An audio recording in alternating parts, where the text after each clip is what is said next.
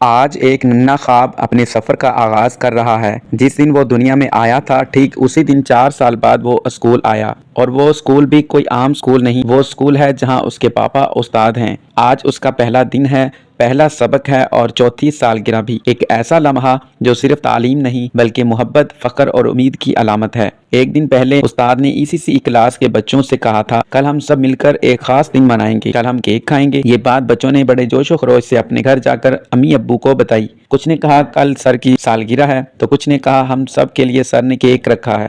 اگلے دن کلاس میں خوشی کی لہر دوڑ گئی۔ کچھ بچے اپنے چھوٹے بہن بھائیوں کو بھی ساتھ لے آئے کہ آج اسکول میں کیک ملے گا، خوشیاں ہوں گی اور ہنسی ہوگی۔ اسی دوران 2 ننھے بہن بھائی امارہ اور محمد اویس محبت سے بھرے دلوں کے ساتھ ایک خوبصورت تحفہ لے کر آئے۔ ان کے خیال میں وہ تحفہ اپنے استاد کے لیے ہے، مگر جب استاد نے مسکرا کر کہا یہ تحفہ مجھے نہیں بلکہ میرے بیٹے محمد عثمان غنی کے لیے ہے، جو آج اپنا پہلا دن اور اپنی چوتھی سالگرہ منا رہا ہے، کلاس میں حیرت، مسکراہٹ اور تالیاں گونج اٹھیں۔ ہر بچے کے چہرے پر خوشی کی چمک پھیل گئی۔ کلاس روم کے بیک گراؤنڈ میں لیٹر B اور لیٹر C کی رنگا رنگ ڈیکوریشن تھی۔ B for balloon, C for cake, C for candle.